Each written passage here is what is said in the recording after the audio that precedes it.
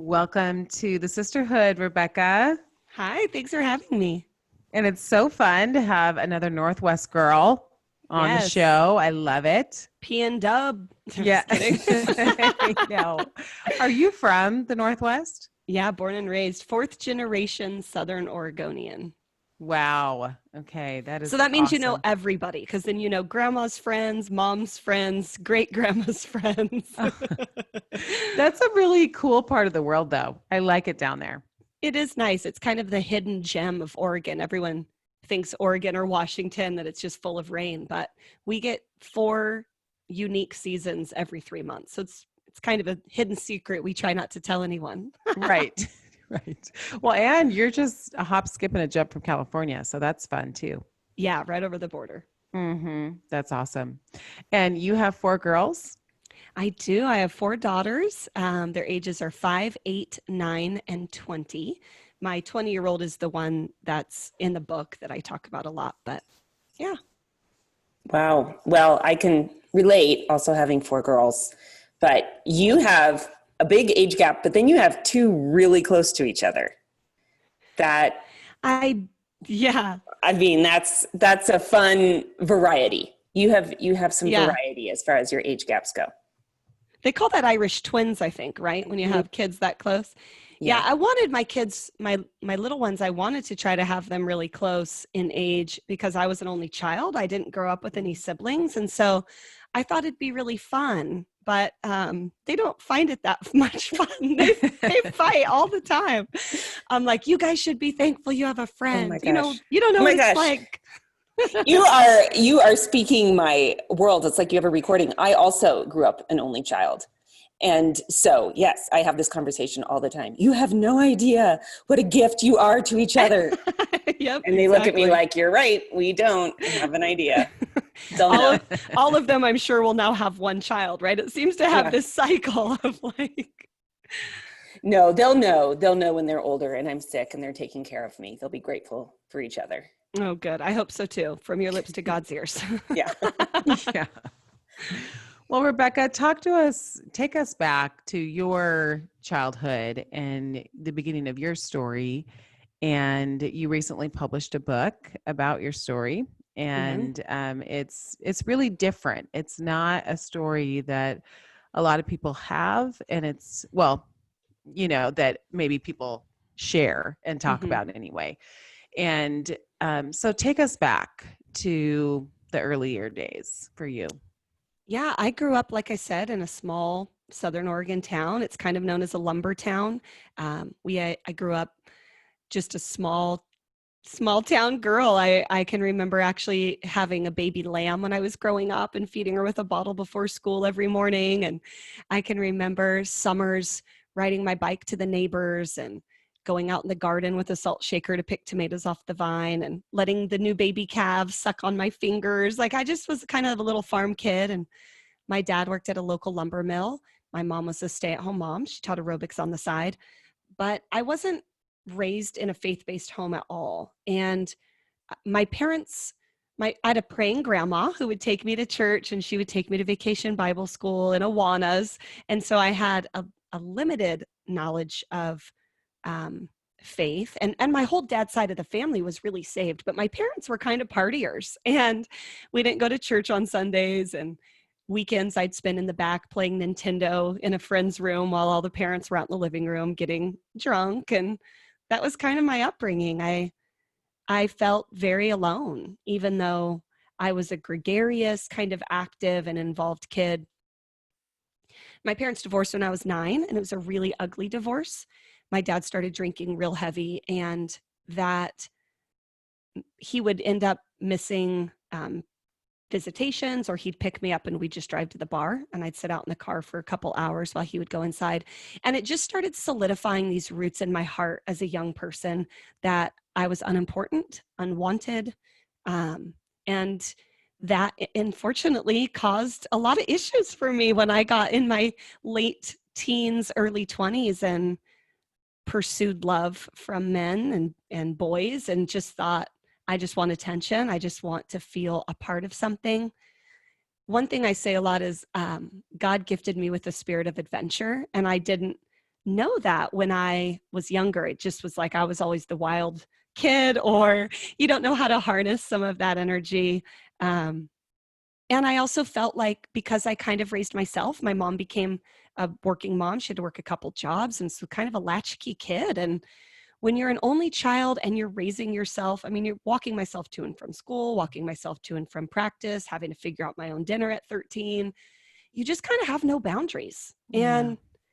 And when you're wanting to feel a part of something and you have no boundaries, it's like, oh, call Becky. She'll take beer at the bonfire. Like, yep, I'm in. Where do you need me? You know, and now that I'm older, I can look back and say, you know, wow, what could I have done, or how could older people have maybe seen some of those as qualities and helped harness those in a different area of like, wow, you're really brave. And, you know, you could be a great missionary, or you'd be great traveling because you have this fearlessness about jumping in and being a part, but God wants to use that for something great, or the enemy will use it for something bad. And, you know, you got to choose today whom you will serve. And I struggled with that for sure. After a little while, Sometimes I grad- pause, just so you know, Rebecca. Sometimes I pause to see if Alex is going to jump in. I don't want you to think it's because we're like, But I didn't say that at the beginning. But that's what that pause was about. Is I was You're waiting to fine. see if Alex was going to jump in. I paused too. Like, okay, any questions, or do I move on to part two? Okay. No, Well, I'm loving it, Rebecca. I'm just loving it. I'm just listening. Oh, So, Rebecca, so that was you're around age 13, and what's happening in your heart at that time? I just between 13 till about 17, I just became really the party girl at school. I was a varsity athlete. I was like cheerleader and varsity goalie. I got great grades, but I was also the girl that as soon as the football game was over, and I would, like I said, jump in the car, you know, flirt with an adult at 7-Eleven to get us all beer, and jump back in the car, and we'd all Friday night lights it right down to the river and have a bonfire. Like, it was that kind of upbringing. And so it may seem like a fairly normal kind of all American upbringing in a small town, like a Friday night lights. But I think there were still moments where I didn't realize that I was trying to fill a void in my heart with boys or drinking or getting attention from everyone around me, not just men, but like getting attention from the girls thinking I'm cool or the boys thinking I'm fun. And I got this really false sense of validation and acceptance from being the yes girl, being the party girl. And that led me down a really bad path after high school. And I got pregnant, and I was now a single mom trying to put myself through college, living in, you know, on food stamps. And well, actually, I think at that time let me rephrase that. Single mom trying to put myself through college, living in poverty, trying, you know, I had some government subsidized childcare, but for the most part, my financial aid was paying for how I was getting by. And yet I still had all those vulnerabilities, and now a child. And so you can't really be involved in a lot of things. So that part that I felt was my fix to feel loved and important and accepted was now gone, because I didn't have the time to go be a part. And that's when the most amazing guy came along. He was smart and funny, and he seemed to have all the right answers, and he had dreams and ambitions to get out of the small area. And I thought, finally, the tables have turned for me. This is going to be my out. This is going to be my way to go see the world and have adventure and be loved by someone, and have a family for my little girl that, you know, broken 9-year-old me really wanted for myself, but that I also really wanted for my daughter. I wanted her to have a home. And so, yeah, unfortunately, he was not who he said he was. I'm an 80s kid, so I grew up being taught stranger danger, which is good that we're all taught stranger danger, because especially in the 80s, I think kidnappings were, you know, we had a lot on the news back when I was younger, I can remember. But the reality is no one really teaches their kids. We don't do, I think, a good enough job, I should say, at teaching our kids how to recognize con artists, how to recognize when brainwashing is actually taking place, when your ideologies are being replaced with new ideologies, when they're reinforced with rewards, when they're punished for non-cooperation. And not just physical punishment, threatening to take away someone's love and attention. If you don't do this, you're not going to get the love. If you don't do this, you're not going to get my attention. And so some of the red flags that I can remember in hindsight now are fast tracking a relationship, having a job that no one could visit, yet having enough money to pay for a really lavish life. So those were some of the signs. Frequent trips out of town. And for me, it felt like this was the one, and I didn't see all the red flags.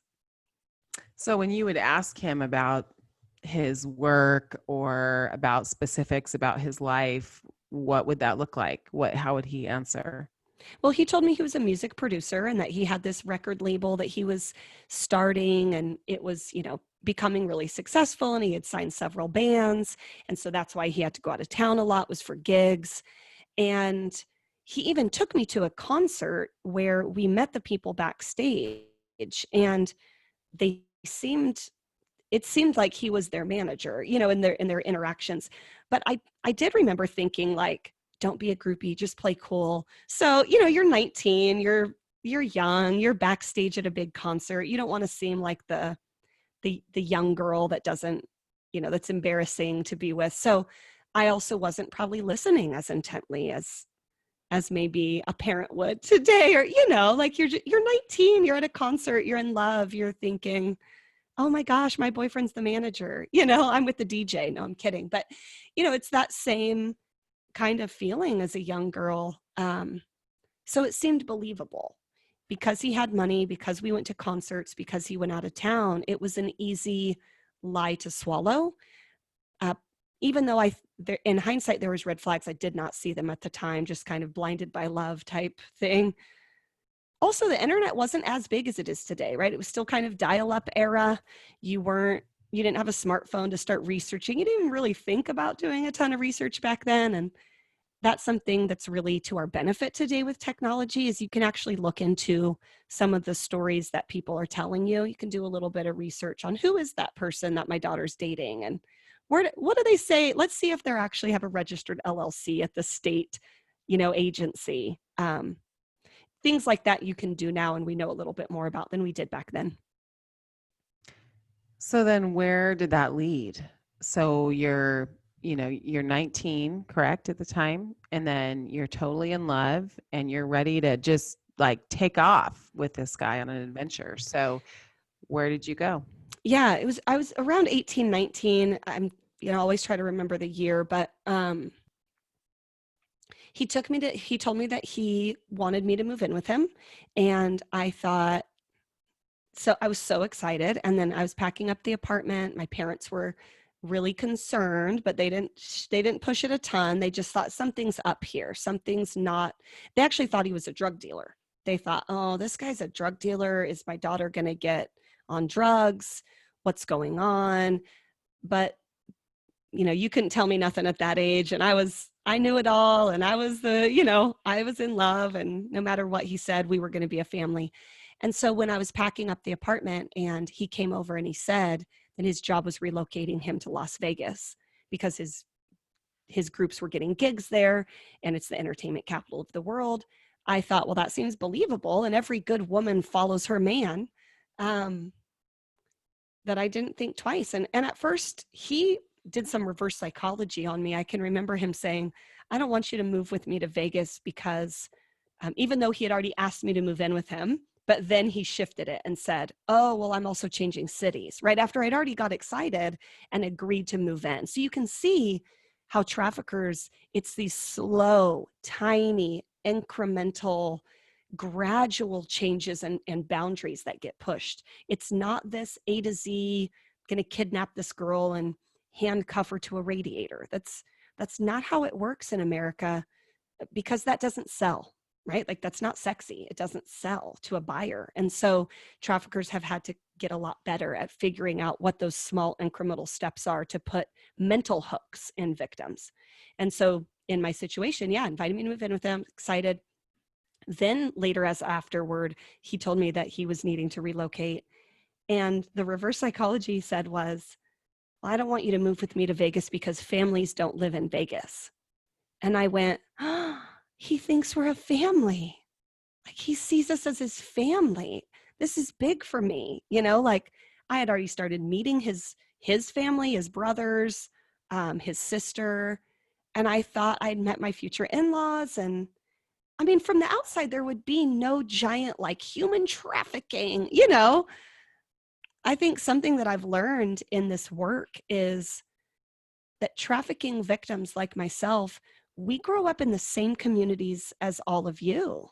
And so we too are envisioning trafficking as children kidnapped, locked in rooms, smuggled across foreign borders. And when our situation doesn't look like that, it's a boyfriend who loves me and I'm, you know, he tells me we're a family and his job's relocating him.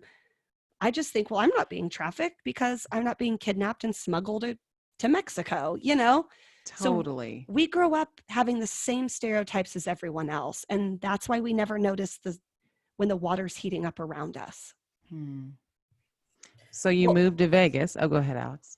Just a lot of the control issues and control moves that I hear you talking about are the same kind of moves that somebody in a domestic violence relationship would have. It's the same grooming, same trust, and then especially the threat of taking away affection or taking away the relationship.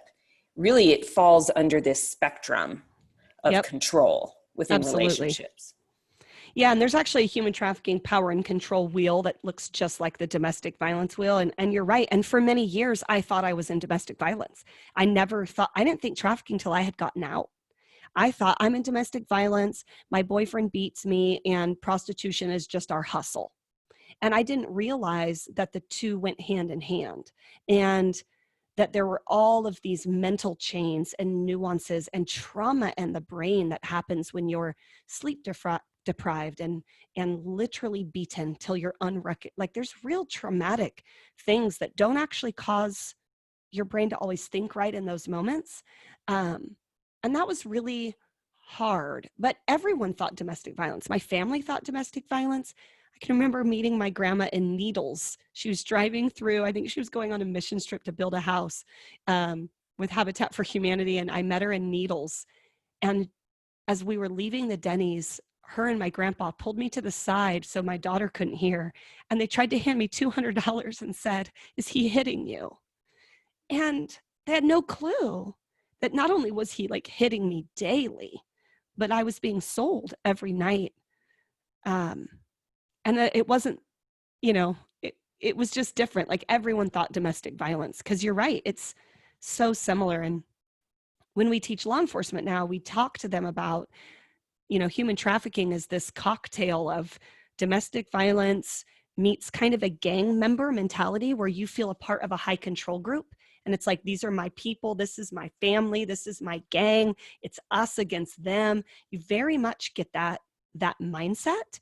And then you throw in trauma and prostitution and you mix it all up and you've got domestic human trafficking. So you just made a ginormous jump because you were still just going to move in with them. So we just need to, you know, fast forward, fill us in a little bit in that gap of, you know, what happened. So you moved to Vegas, we're assuming, and what happened from there? Yeah, I moved to Vegas, and over the next 6 years, I end up being nearly 6 years. It's like 5 years and 9 months or something. It's always hard when you're like, so when did you move here or there? I'm like, I remember it being hot, so it must have been June or August. I don't know. And that's what trauma does to the brain, right? It remembers feelings more than it remembers facts. So you remember the feel of the mist on your face. You remember, right, the smell in the air. It's forensic type of interviewing tech. Anyway, I won't go into all of that. But so I moved to Vegas, and he forced me into high-paid escorting that night. And Oh, that night, like you mhm, didn't even have any transition. It was like he said, I have her, and now we're doing it. he said, leave the baby with my brother. I want to take you out on the town. And I'd met him, and our brother had hung out lots. His brother was going to live with us for a little while. It's Uncle so-and-so, and all the kids liked him. Didn't seem like a big deal. I get a lot of hate mail from people that say, what kind of mother leaves their child with a man? And I think that is a really harsh critiques to get from strangers who don't know me. But also it's really hard because, right, I'm 19, I'm a single teenage mom. You don't make the best decisions as a teen mom. I'm, already starting to, I'm just not making the best decisions. And he wasn't a stranger. I thought I knew him. And I think we have a lot more awareness over the last, 19 years. This was 19 years ago. There's a lot more that we've learned about how to look for pedophiles or people who could potentially molest your children. But at 19, back then, the internet wasn't big. Like, you just didn't really think about it as much. At least I didn't. So anyway, throw that in, because I do get a lot of people that are like, wait, so you left your 1-year-old daughter with a strange male. No one thinks that's, bad. And I'm like, yeah, I do. I too think it's bad. Like, Right. I wouldn't do that today, but at 19, just didn't make great decisions. And Absolutely. some people would say, I was a 19-year-old mom and I would never do that. I'm like, well, then you're better than me. Have a great day. Thanks for stopping by. Right. Like, so yeah, I got dressed up and left the baby with our babysitter who had babysat before. And we drove to a dead-end street. And I can remember him looping the truck around in the dead end and parking alongside the curb. And it was a deserted strip mall on the right-hand side. And there was no lights, no signs. It just looked like just an empty strip mall is what it looked like. And he said, I put a lot of money into this move, and that was money I was using for my business, my record business. So now I'm feeling this guilt, and he's manipulating me, right? And making me feel guilty that I've taken money from the company that was supposed to help support us. And I can remember saying, oh my gosh, I didn't realize. And I can remember feeling kind of stupid, like, gosh, how was I so stupid to not realize the cost of a move halfway across the country? Oregon to Vegas isn't a short drive. It's not like you're moving 2 hours. Like, there's some real expense with first and last on apartments and food and furniture. And so I felt dumb. I felt like the naive little girl, like, oh, I should be smarter. And he was, 24. So here he is, this older guy that I'm trying to impress and trying to keep up with. And so I had all these other kind of things, but I said, okay, well, I'll get a job, whatever you need me to do. And he said, well, this is a escort service and I want you to go in and sign up. And I said, escort? That sounds like prostitution. And he said, no, it's just dancing. And you've danced before. And I had already been, I'd stripped a couple times. My aunt was a stripper. My roommate was a stripper. And so I'd done it for a little bit. And he encouraged it when we were dating. He would also be like, oh, well, my last girlfriend used to do this. And right. So just very manipulative things. Anyway, so he goes, no, it's just dancing. And this is how it works in Vegas. This is how they send dancers to those big suites with bowling alleys and basketball hoops. And I'll be there to protect you because I love you. And I was like, yeah, I mean, I'm naive, but escort sounds like prostitution. I don't know if I'm really comfortable with that. Like, can't we just go to a club? And that's when he slapped me across the face. And he said, you're going to go in that room and you're going to get my money back. And that was the moment that I remember obviously having some emotion from being hit, but also I remember having the thought of like, well, we're adults now. Like, I just kind of brushed it off like, oh, well, we're adults now. This is how adults fight, because of my mom's really volatile divorce. And the bad boyfriend that she dated after the divorce, I had probably become a little more desensitized to violence than other young people. And at that moment, though, I'm kind of wrestling through the thought of like, oh my gosh, he hit me. Did he love me at all? Does that mean anything? Well, now we're adults now, and just kind of brushed it off. And then I had the moment of, oh my gosh, I don't know where my daughter is. I don't know my address by heart. I couldn't even, if I got in a cab right now, I wouldn't even know where to tell them to take me. Like I literally didn't memorize my address. I didn't leave it with anybody.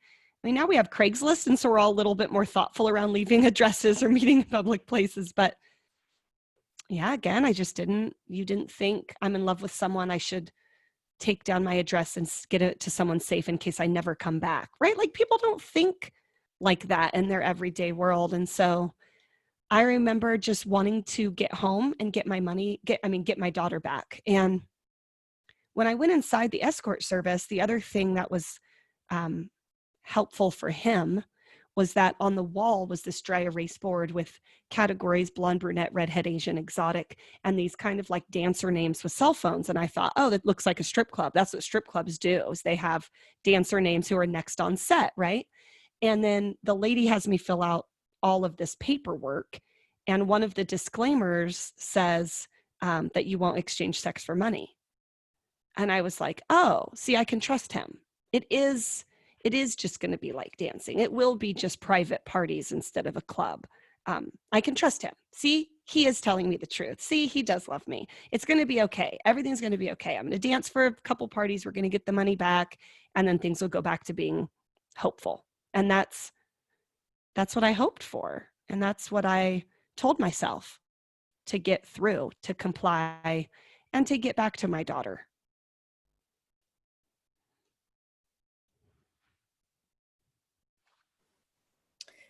I would think that your daughter was a big push for you as far as your thought process and your motivation, and you're wanting to keep her safe, and you're feeling a little bit stuck and isolated because you're away from your family and you don't have any extra money to get home, I'm guessing. So how did that thought process continue as you continued to make decisions, the next thing and the next thing and the next thing? How did being a mother impact that? And then how did your own sense of isolation impact your decisions? Absolutely all of those things, right? I mean, getting me even into this situation was the premise that I was going to finally have a family for my little girl. And so she meant everything to me. She was my world. I unenrolled from the university and gave up my dorm room to keep her. I fell in love with this man because he promised me this family that I really wanted for her. So she was at the core. She was my everything. And so I needed to get back to her. I needed to know her address. I was willing to comply out of fear for not being able to get back to her. And then it's also, exactly like you said with domestic violence, this threat of like, well, if I call my mom right now and run, then my whole dream is over.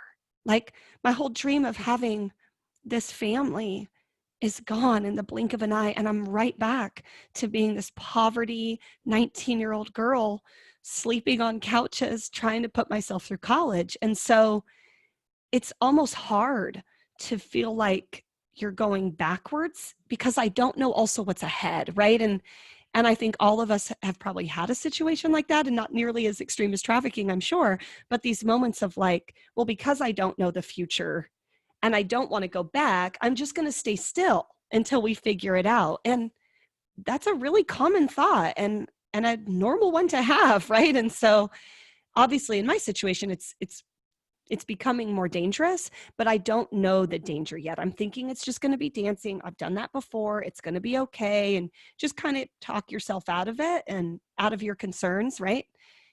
My mom did the same thing when she thought this guy's a drug dealer. She just kind of talked herself out of the concerns and let her daughter move off with this guy. And even though she had gut checks and she had like, oh, something doesn't feel right, but she didn't want to be, that mother that stereotyped, that pointed something out. And so she just pushed her gut and her conscience to the side and stayed quiet and waited, because you don't know what the future holds. So, well, and it's hard at that age to, as a parent, to tell your child who's an adult what to do, right? Yeah. I have a 20-year-old now, and I'm like, hey, so I think, and she's like, yeah, I already know what to do. And I'm like, you do though, because you're only 20. Yeah. But yeah, I mean, even my 9-year-old thinks she knows everything, right? It's when you have strong-willed, independent women that you're raising, it can be really hard to help parent them to seek outside, not approval, but like outside wisdom, seek wise counsel. I mean, that's a biblical principle we all try to live by. And one thing I've done with my daughter now when she was in her teens, and we, obviously jumping ahead right this second, but one thing I talked to her about was, you might not feel comfortable talking to me, or you might think, oh, my mom's so dumb. Like we all think. So I want us to have an agreed upon adult that you do go to, that you can seek wise counsel from, that I've approved, because I promise your 12-year-old friend is not wise counsel. Like she's just not. So who is? Do you trust grandma? Do you trust auntie? Do you trust a cousin? Who can we agree on is wise counsel that you can go to if you don't want to come to me? And that was really helpful to have her pick and write down someone that she felt like was, okay, I'll go ask them about decisions if I don't want to go to my mom. And that's kind of where we started when she was a teenager. But That's great. I really like that. Well, so what was the moment where you really felt like I'm in trouble? I mean, I feel like the slap across the face with this, in hindsight, it was this moment that I pushed aside, partly for all of the reasons, right? Complying out of fear, not wanting my dream to end immediately, not knowing what the future held. But I can remember this shift in this moment of, I don't know where my baby is, that had a real panic that I talked down. Like, oh my God, talk it down. It's going to be okay. You're going to be fine, right? Like I can remember that being a big moment. But also late, the first time that I'm sold, and which was in an hour of walking through that escort service door, within an hour, I'm being sold for the first time. And I can remember kind of freezing, like fight, flight, or freeze. I think when we forget freeze, it can lead to judgment real quick. Just kind of froze for a moment. And it was just a few minutes. And so it's like, you think you're going to have time to create a plan and, well, what am I going to do? And if I do this, well, this, and all of the scenarios are running through your mind. And then this negative moment is over. And so then you're like, okay, I don't have to make a plan because now it's over. And I remember getting in the car and him saying, how much did we make? Because he would drive me to every single call and sit outside. I didn't have a vehicle, wasn't driving myself around. He is now controlling my every move. And now he starts, within a few weeks, he starts feeding me drugs. But I can remember that moment thinking, getting in the car and him saying, how much did we make? And I said, I got like $300 and something. And he went, you'll do better next time. You didn't have sex for this, right? And I can remember it hitting me like, what is happening? You don't even, like, now I'm embarrassed to even tell you what just happened in that room. I'm embarrassed myself, but now I'm even more embarrassed that the man that I love would be disappointed if he knew that I did. And that it didn't even really feel like my choice, that it felt very pressured, very much like, I don't want to be here. I don't want to do this. I don't know what to do. Oh, okay, I got to run out the door now. It just was really hard. I can actually remember that's when I started crying. And I thought, what did I do? What did I do? How did I get here? How did I not see this was coming? I'm a good kid from a good home. I was a varsity athlete and an honor roll student. Like, how did I get to this moment that I swore I would never be in? I'm a strong, independent, smart young girl. Like, how did I get here? And now I'm so embarrassed to call home. So embarrassed to say, I've done this horrible thing that I'm ashamed of. My parents not going to understand. My mom's going to think horribly of me. I don't know how to get out of this. I want it to all be over. He's telling me it's going to be over as soon as we get the moving money back. I don't want my dream to end so quickly. Like, all the things. I just start crying. And that's when I knew, like, I'm into something that I didn't realize was here. Hmm. So as you are going along on this journey, I mean, you just feel more and more trapped, I'm assuming, and then you introduce drugs, and then there's that numbing element. And did you desensitize to the process? What happened in those, you said 6 years that you were trafficked, is that right? Nearly, yeah. So tell us a little bit about just what happens mentally as you're traveling that road. I mean, over the next, nearly 6 years, my life just completely spiraled out of control. Started using drugs, got completely addicted to drugs, became an addict by 21, was completely strung out, addicted to drugs at 21. I could not function without being high. I would pass out at streetlights. I'd pass out on the kitchen floor, completely drug addicted by 21. My mom flew to Vegas and took my daughter from me. She thought it was the drugs. Once again, that drug dealer boyfriend of yours. And took my daughter and left. And then I really had nothing to live for. And so I tried to commit suicide twice after she took my daughter. And thankfully, God just continued to pursue me.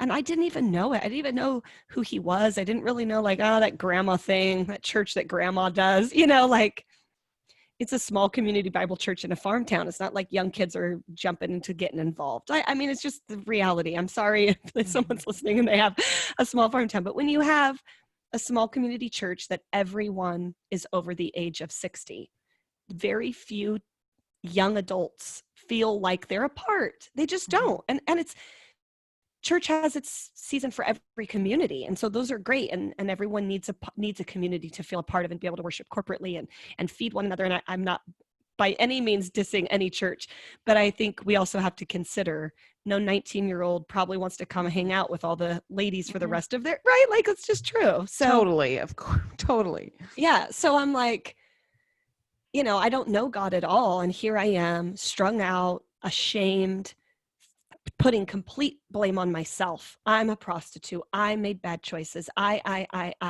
And of course, there's times that you need to take some responsibility, but I never, ever, in those moments, I didn't put any responsibility on him.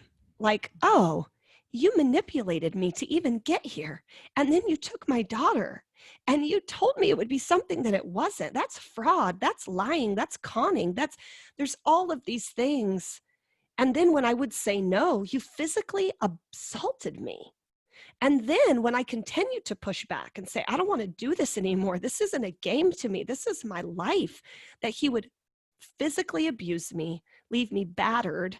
Like, these are extreme situations now that are not just me making bad decisions. This is me trapped in a violent relationship that's being forced into prostitution.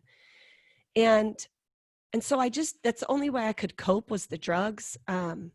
Definitely helped to desensitize what was going on. And the way I explain it to some people too is when you live in trauma, it's like living in a tornado, right? And you're in this tornado of fog and you just feel like you can't totally see what the next step should be. And you just want to, like, I just need a moment to take a breath and let the dust settle so I can make a plan. But that doesn't come. There's no breath. There's no dust settling. You will live in trauma over and over and over. And so the next 6 years, I ended up getting traded and sold between 3 different trafficking families.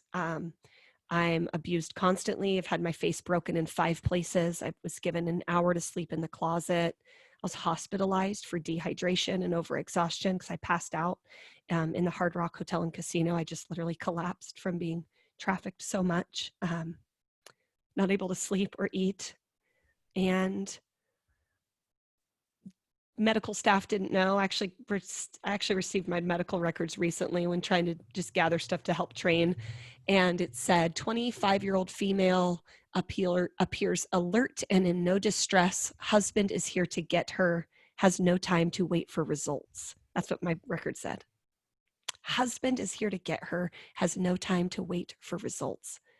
wow, you have a 24-year-old female who is passed out. She comes in hypersexual clothing. I mean, mini skirt and 6-inch heels. And then you have a man who's 20 years her senior rushing into the emergency room that there's no time to wait, get her out of there. That's not a red flag for anybody, really, especially during high prostitution hours, which are 9 p.m. to 2 a.m. So I came in at 11 p.m. from being passed out in a casino, and no one sees any red flags, really. So that was my life. Where just like no one knew what to look for. No one recognized signs unless someone came in screaming, "Help me," with duct tape flapping off their face. No one thinks trafficking. And so that's, why I wrote the book. That's why I've gone public with my story, is I want people to know that trafficking exists anywhere that internet exists. Sex for sale is rampant in our country. And while we want to protect our daughters, and that's important, especially if you are involved with vulnerable population groups, it's also important to raise our sons to not become buyers, because the number one buyer of sex in the world is American men. So this isn't just a girl's problem. This is a boy's problem. How are we raising up a demand of this magnitude that is causing the sale of sex at such high rates? That's equally as disturbing, right? And so I think whether you have sons or daughters, this issue matters, and it matters to God. He wants to help the oppressed. He wants to set people free from addiction, porn addiction, sex addiction. And so this issue goes so deep in so many ways. It's not just my story of trafficking, but it's like, how can we be a culture that's helping to raise people to be free, to be truly, truly free?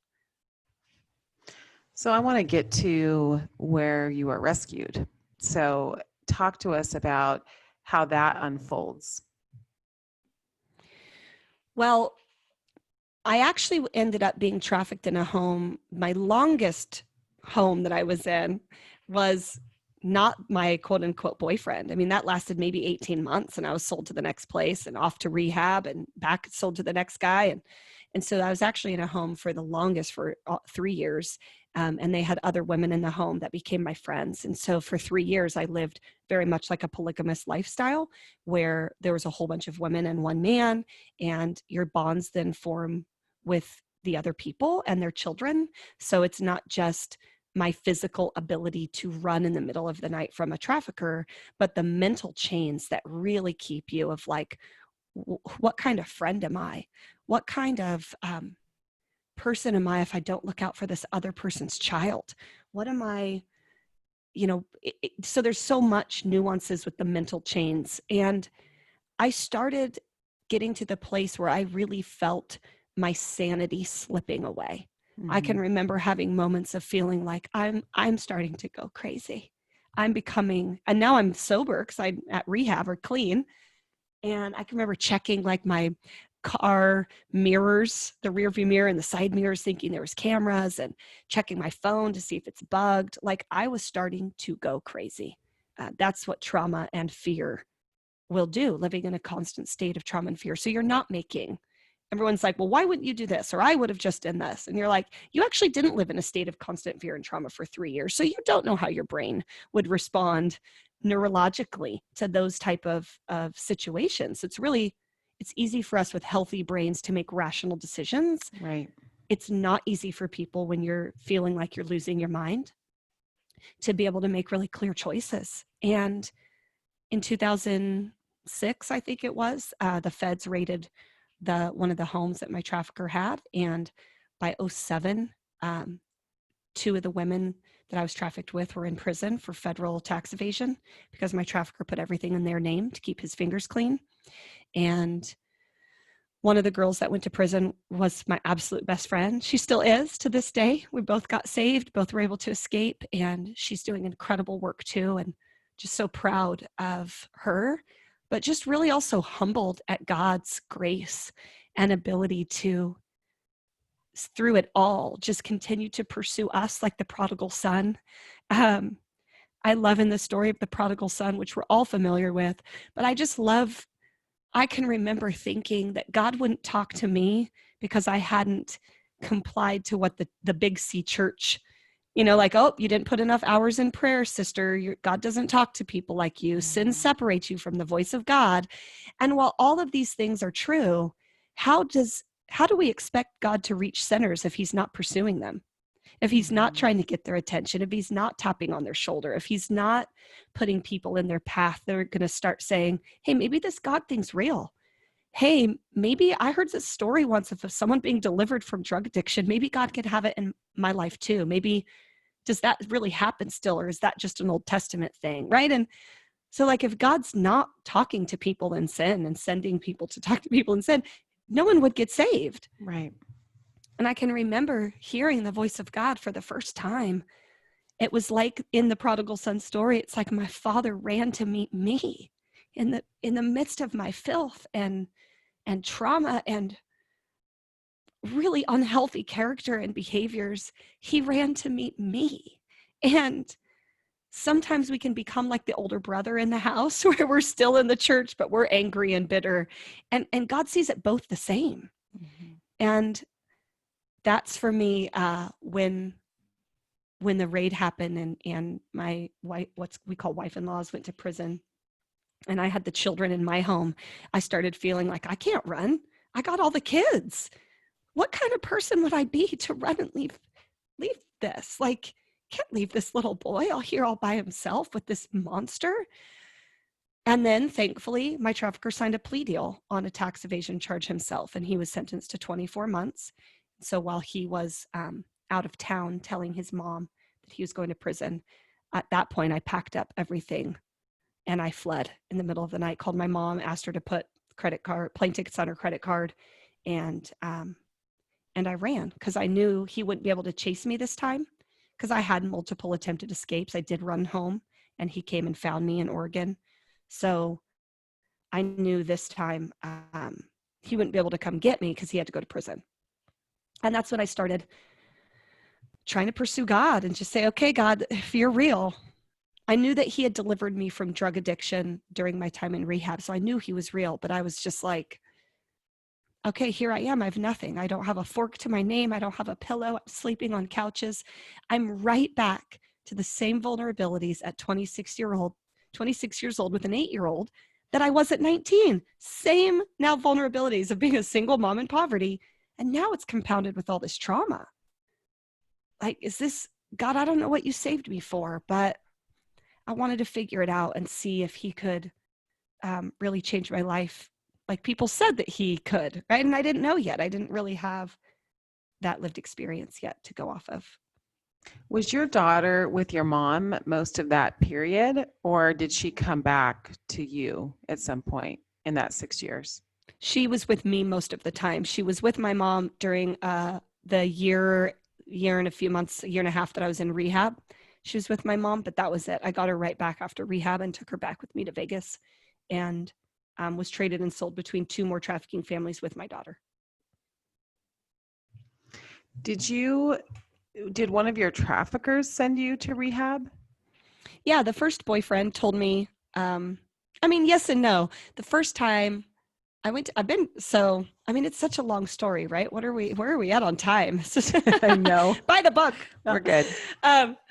So he sent me to rehab the first time. My first trafficker did. He told me that because he loved me and I'd become addicted, that he, wanted to pay, and he paid $6,000 cash to send me to rehab. And I got kicked out for being staff splitting was the reason I was kicked out of rehab. I went back to my trafficker, and then my mom took my daughter, and things got really, really bad at that point with me and my trafficker too. And I just was trying to basically kill myself. Literal actual suicide attempts. But then also just the drugs were killing me, and I had a couple God wink moments where I can remember several things. I can remember actually cutting out a horoscope that talked about like your higher power. And because I always related my higher power to God because of my grandma, I felt like God was speaking to me through this horoscope. there was a song, Enrique Iglesias, I Can Be Your Hero, I Can Take Away the Pain, You Take My Breath Away. And that just kept playing over in my mind over and I don't even listen to Enrique Iglesias. No offense. I love him now, but back then I just didn't. And so to have that song constantly play in my mind started making me feel like God was actually trying to talk to me. And he was using things and frames of references that were around me as a sinner, right? Like God wasn't using Hillsong at 21 while I'm strung out on drugs in Vegas. He wasn't. He's using exactly what we have in front of us. I read a book by Dr. Phil that said basically, if nothing changes, nothing changes. And those 3 moments, I really felt like it was God in my spirit. I had this feeling like, I feel like this God thing my grandma used to talk about is trying to talk to me. And so I left everything. My mom had already taken my daughter and I jumped in a car and went to rehab. And I left my vehicle in the parking garage at the airport. I left my apartment with all the furniture and I never went back. 18 months later, went into rehab for 18 months in rehab. And I got in trouble for staff splitting at that rehab too. And I got put on discipline. I had to wash windows, rounds and rounds and rounds of windows. I'd wash every window in the facility. I'd come back into the home director and say, okay, I'm done. And she'd say, great, do them again. And I'd do them again. I'd come back and I'd say, okay, I'm done. She'd go, do them again. Like, man, this lady's hardcore. It's like living in boot camp. Yeah. And, but what was interesting was when I got in trouble for staff splitting, I went to my room and I got on my knees and I remember having this really intense thought, which now I know is when God tries to speak to me. But I thought either these 2 rehabs who are complete, they're 5-6 hours apart. They're in different states. One's faith-based, one's a hospital. Like they wouldn't even know about each other. Right.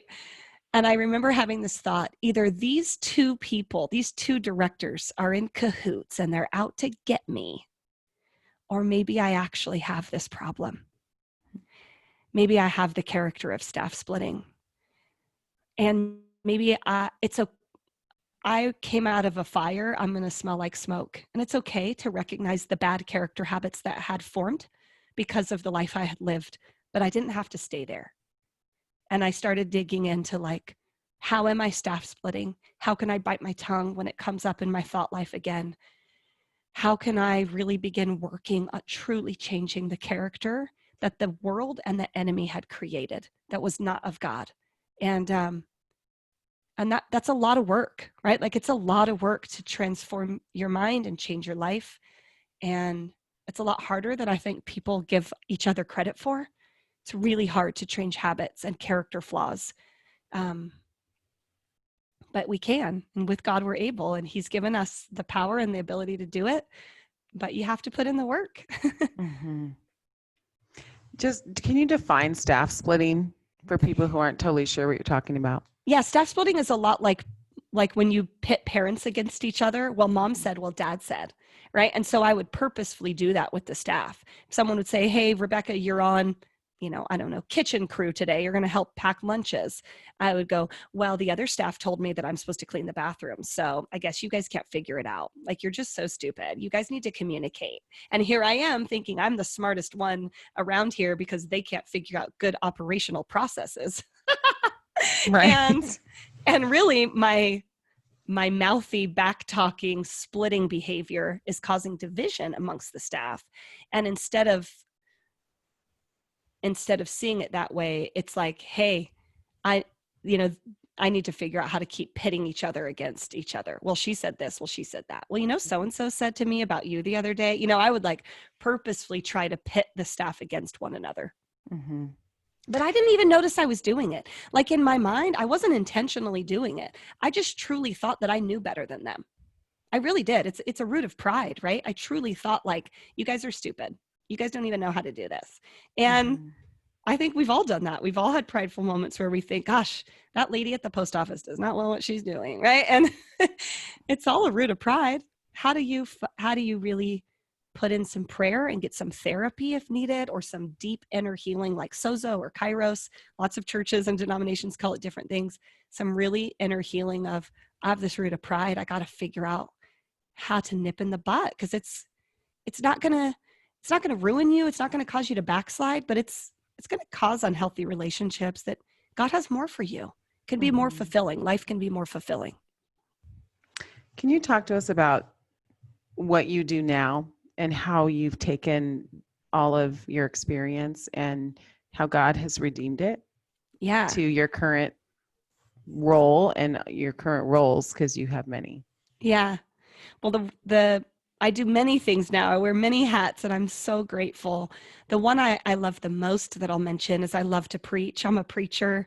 I just finished my master's in biblical studies in May, and so I love the Word of God. The Word of God radically changed my life, and so I love culturally contextualizing Scripture and doing exegesis. It's my favorite, and I have a couple Bible studies I'm working on, so you might hear back from us in the next couple of years, but I think it's important to know, a couple things. One is I want women to know that their story matters, what they've been through matters, that it can change their legacy, it can change their community, it can change culture. And so, like, your story matters, you're important, what you've been through matters, it's going to shape the call of God on your life. I want all women to know that, not just trafficked women. Like, I want all women to know they matter and their story matters. But in that process for me is figuring that out for myself. Is I started a nonprofit 6 years ago where we wanted to equip community professionals on how to identify and respond to domestic human trafficking. And so in the last 6 years, we've trained over 100,000 FBI agents, Homeland Security, undercover cops, law enforcement, prosecutors.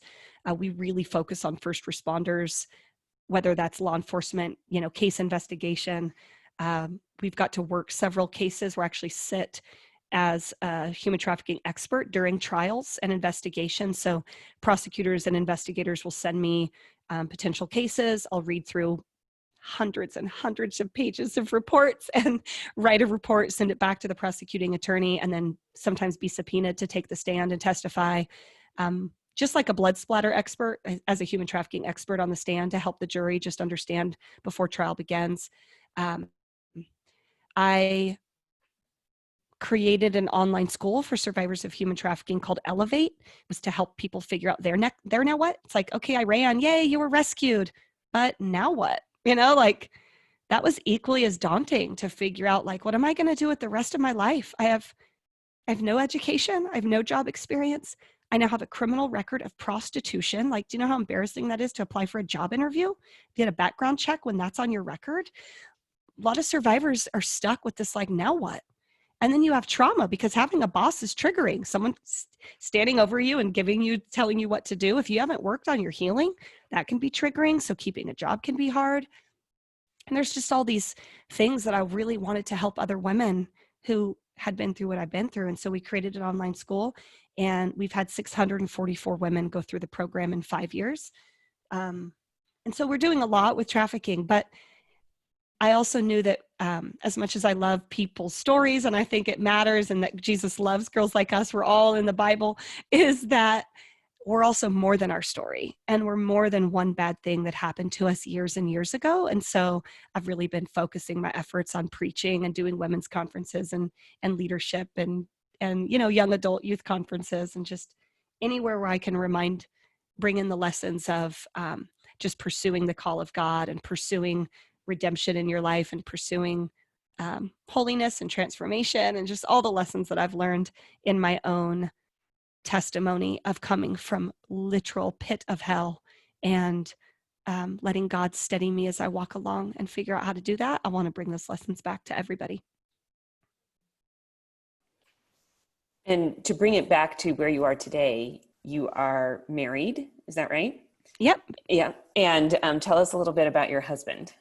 Yeah, my husband and I celebrated 10 years of marriage recently, and we had 3 more children. So we have 4 daughters total now. And we met at church. He was the sound guy, and I can remember thinking, he's way too cute to be single. But he was, and we started dating. And, one of the things our pastor asked us during, the pre-marriage counseling that most young people have to do before you get married, is he said, after all you've been through, how can you trust men? And growing up, I had a really great grandpa. I had a great uncle. I had great men in my life. And so I knew they existed. They may have been few and far between, but I knew they were out there.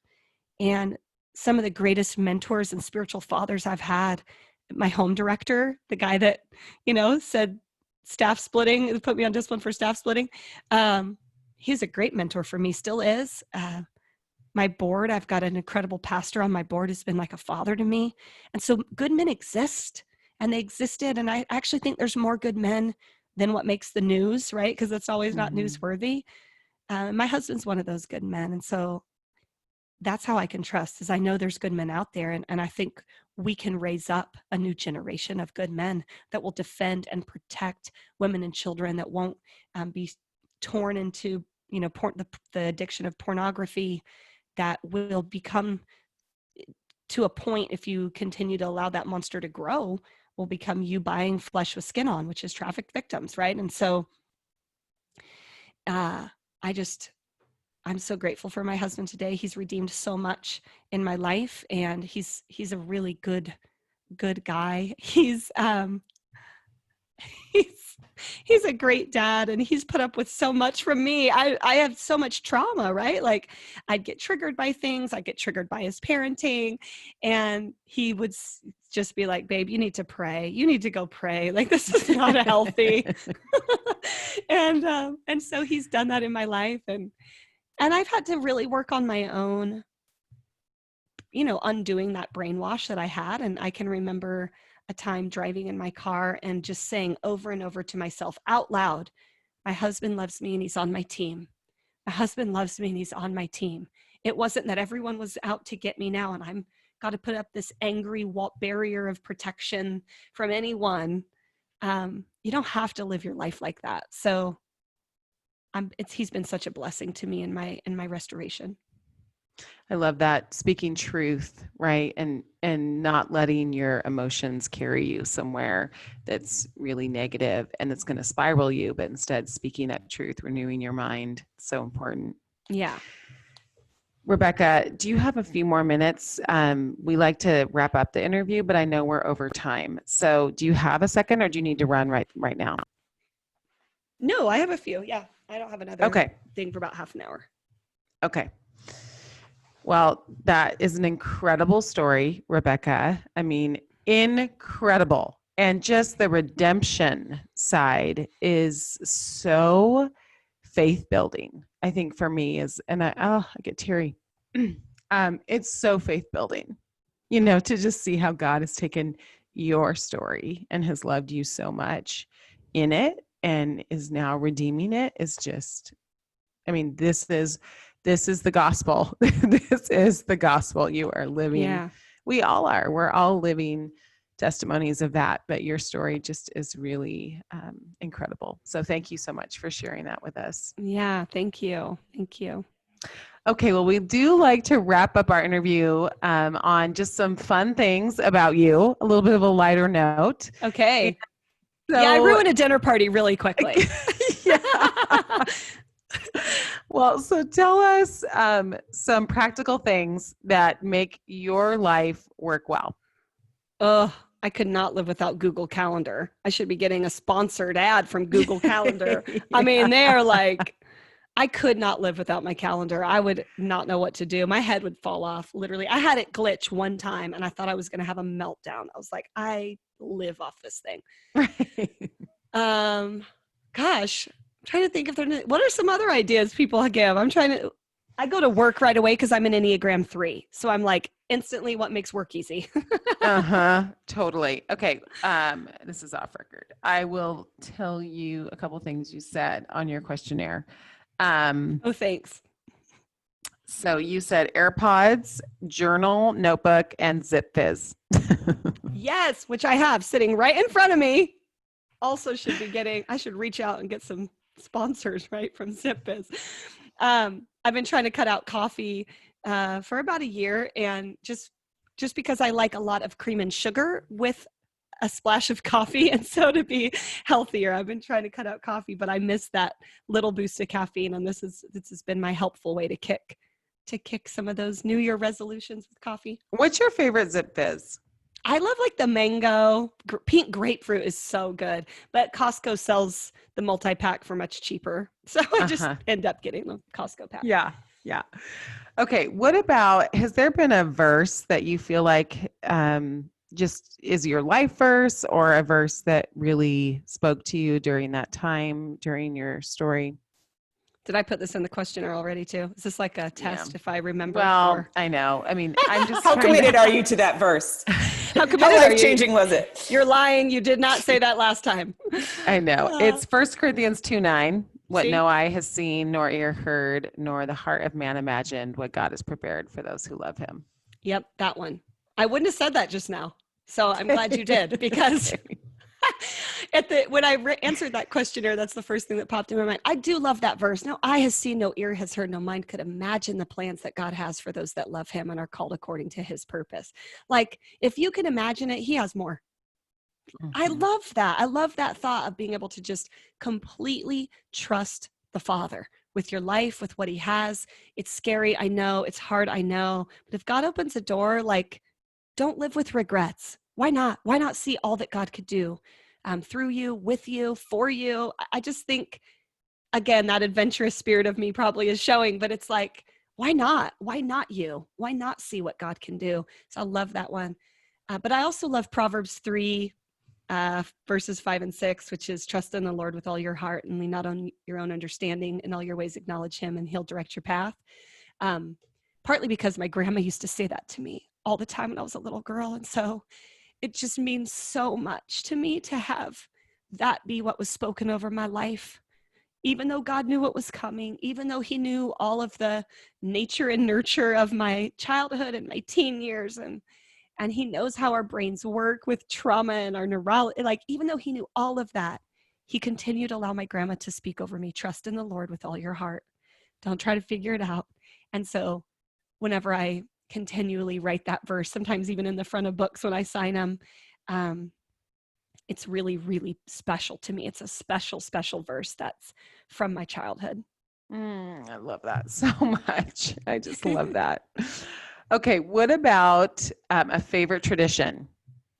Doesn't have to be holiday, just a favorite tradition. I'm like, I should have pulled up the questionnaire. Okay, hold on. What Do did you I want say? to know? Okay. Oh, you didn't write one. Okay, good. Well, then we can wing it. We can skip that if you don't want to do that one. I just don't want to give you a wrong answer. I'm like, oh. No, there's no wrong answer. Favorite tradition. I feel like I'm still trying to figure out what my family's traditions should be. My kids are, my little kids are young. My 5-year-old is in love with Elf on the Shelf. She just loves Elfie. She thinks it's so much fun. And my big girls know that Elfie's not real. And so a tradition we have started in the last couple years is my 8 and 9-year-old get to figure out what mischief Elfie's going to get in every Christmas. And so that's been a fun tradition to, as soon as the tree comes up, the big girls are like, Mom, they're trying to whisper privately, can we do Elfie tonight? Can we start it? And I just think it's been fun to watch them want to like support their little sister too. I don't know. That's been kind of a fun new tradition, but it always changes as kids' seasons change and their ages change and their interests change. Totally. I feel like traditions can change. So yeah, I don't know. Yeah. That's the joy of being an only child and raising siblings, is seeing that. I think that they want to support each other and do those fun things for each other that we didn't have. That's so cool. I love that perspective. Thank you. I'm going to hold on to that. My word for the year this year has been celebrate. I tend to get really anxious and stressed. I'm a planner and a strategist, and I need the plan. And the Lord told me recently, he said, you're allowing anxiety to steal your celebration. And that was really big. So I started really trying to celebrate some of those things. And so I'm going to celebrate my kids trying to support each other. Thank you. So great. Okay, last one. Favorite recipe? Ugh. Do you want to know what you said? Yes. You said, I don't really follow recipes. I cook from scratch like my grandma. But you said saute veggies with, I don't even know what this is. Tahini. And then only season your ground beef with salt and pepper and garlic. Rapid fry your corn tortillas. Yeah. And always add red Franks. Yep, that's my tip. Okay, so let me re-ask that. Favorite recipe, Rebecca? I filled this out a long time ago.